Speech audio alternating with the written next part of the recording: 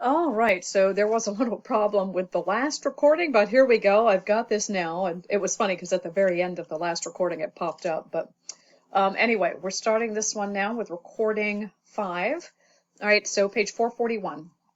All right, so over here, I'd love to have you just write this like a little bracket. Notice how all of this can be done in one step, right? This is the beauty, and I'll try to explain it as we go along. All right, so it says Store A sells a computer for $1,200. The computer's on sale for 15% off. The sales tax is 5.4%. What is the total cost of the computer? All right, so let's keep a few things in mind here. A discount of 15% is the same as paying 85% of it. Paying a 5.4% sales tax is the same as paying 105.4%. All right, so they're doing this all with one multiplication. All right, and that's what we're going to work on here. All right, so it's 105.4% of 85% of 1200. So this of this of this. All right, and when you multiply all of those together, you get $1,075.08. All right, so let's take a look at number 1 now. All right, and see this part right here. This is the part that I'm going to want you to write down. It says Store B sells the same computer as in the example for $1,300. Store B offers a 20% discount on the computer. The tax rate is the same. Which store has the lower total price? How much lower? Show your work. Okay, so here are the calculations that I did. First, sales tax rate is the same, 1.054. So it's 105.4% of 80. Notice how I changed that to 80%. That's because it's a 20% discount, right? So 105.4% of 80% of 1,300. And I multiplied all of that together in my handy dandy calculator. I got 1,096.16. Okay, so then I could see, well, store A is cheaper. And by how much? I just had to do a quick subtraction. So 1,096.16 minus 1,075.08, and I got $21.08. All right, so final answer.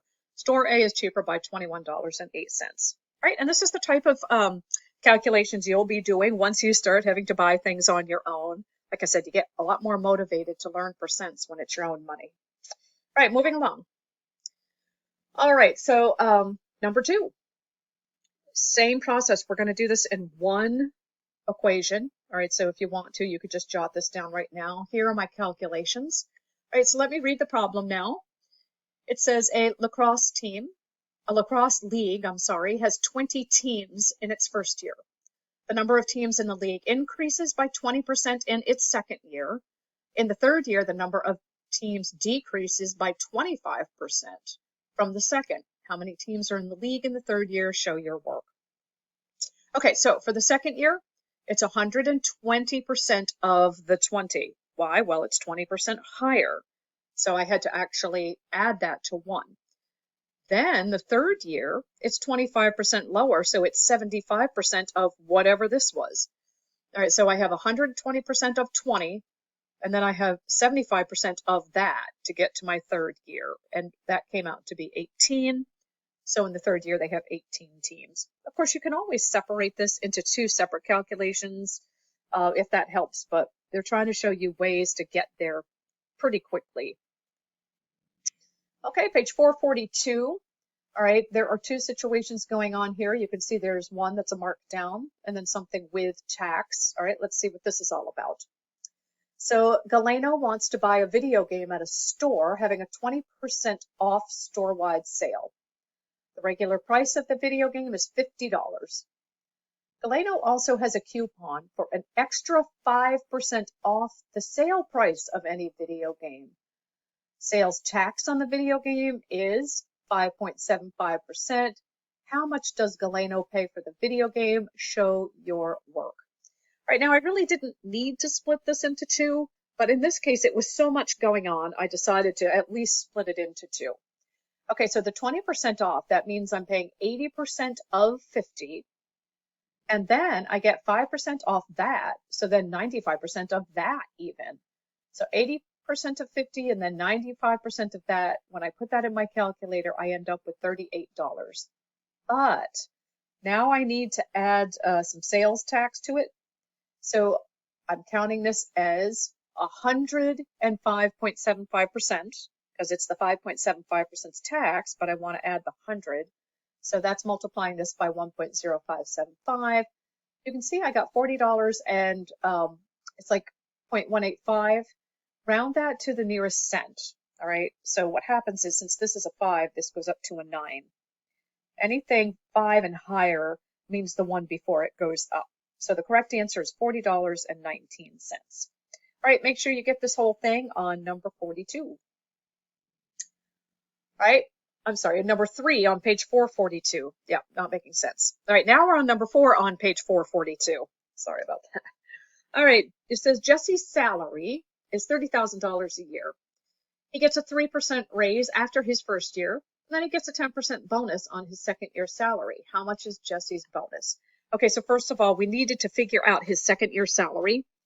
So since it's a 3% raise, it's going to be 103% of the 30,000. So I just did 1.03 times 30,000 to get 30,900. By the way, some of you could probably very quickly have figured out that 3% of 30,000 is 900. Then just add that. That's another way to do it. I just chose to use my calculator for that. All right, then my bonus would be 10% of, it's actually Jesse's bonus. Jesse's bonus would be 10% of that. Well, for 10%, you can just lop off a 0. So the bonus is 3,090. I bet you some of you could have done that in your head. All right. Anyway, write this down. All right, here we go. All right, number 5. It says volunteers collect and remove litter from a park. They collect 20 cans. They also collect 50% more glass bottles than cans, and then 110% more plastic bottles than glass bottles. How many plastic bottles do volunteers collect? Show your work. All right, well, 50% more of the 20 is 150% because you've got the 100% plus the 50. So I did it like this. My 20 is the 100%. Then I want to add 50%. Well, 50% of 20 is 10. So 20 plus 10 is 30. Still could have done 1.5 times 20, would have still gotten 30. All right, here's that next part. See how I've made this 210%? That's because it was a 110% increase. So I need to add the 100%, which is the 30, plus 110 more. So 100 plus 110 is 210. So it ends up being 2.1 times 30, which is 63. Right? Some of you, again, might have been able to think about this as, well, 10% would be 3, and then I'd do 3 times 21. That gets me to 63 as well. So that would make sense, too, for those of you who kind of get how to do this mentally. All right, anyway, get this down. All right, moving along. Okay, so this one, we have to use a little algebra, all right? So we've got 2 parts, right? First of all, in the actual example, I'd like you to make sure that you are writing this in the example. And then for the solution, make sure you're writing this. All right. So here's the problem. Ethan pays $31.50 for a jacket. The amount includes a sales tax of 5%. What is the price of the jacket without the sales tax? Oh, tricky. Okay, so here's what we know. We know that 105% of some number is $31.50.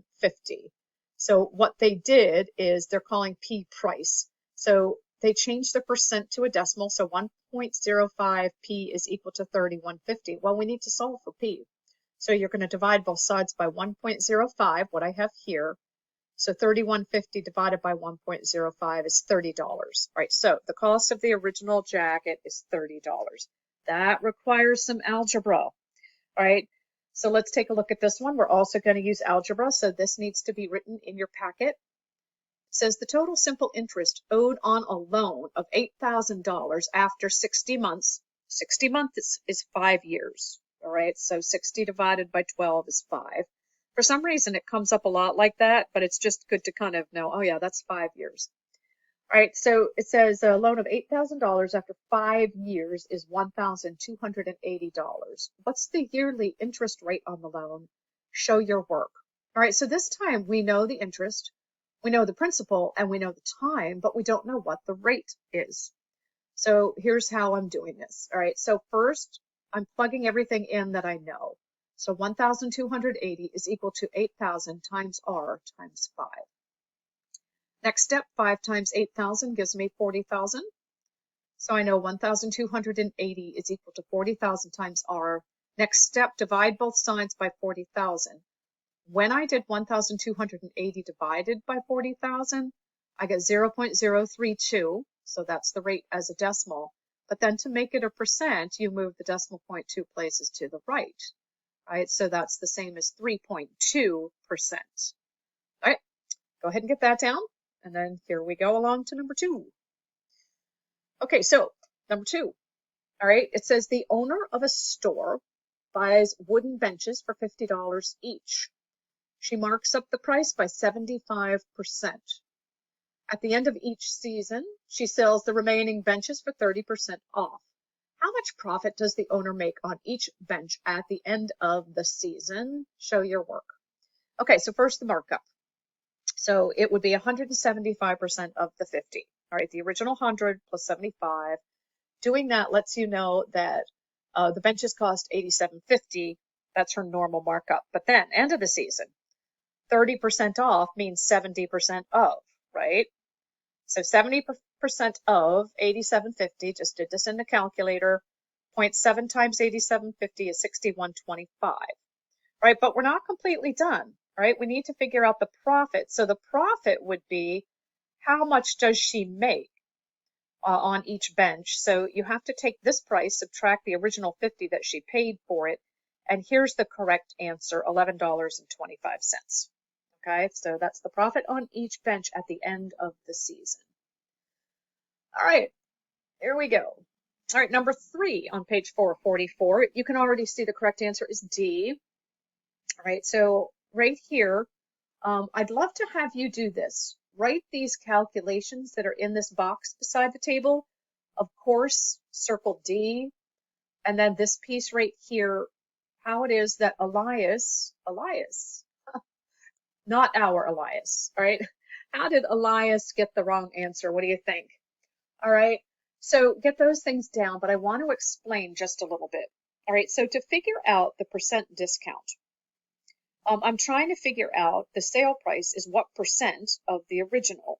So I'm calling the sale price S, the percent P, and the original R. So the sale price is what percent of, that means to multiply the original. So you have to multiply the percent by the original R.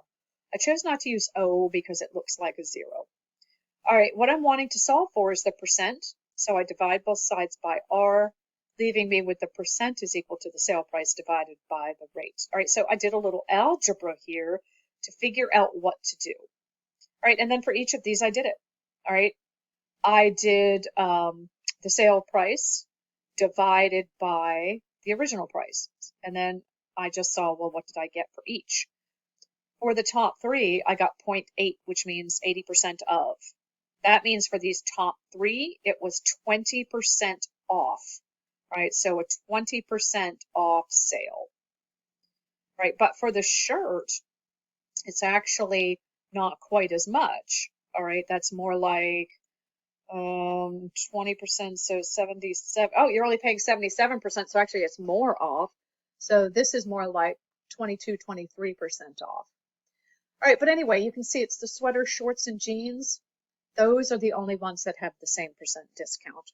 Here's what I think Elias did. He probably just miscalculated the percent discount for the sweater. So when he did 40 divided by 50, he got something else. All right. All right. Get that in if you don't have it already. All right. Let's do number 4 now on page 445. This is probably the last one we'll do for this recording. So it says on the first day of training, Aretha holds a plank position for 30 seconds. She increases her time by 120% each day. What is the first day on which Aretha holds her plank for over a minute? Show your work. So I created a table, and then for each day, I multiplied by 1.2, so that's 120% to get the next day. So times by 1.2 each time until I got above 60 seconds. So I'd like you to get this answer down. Awesome. Thank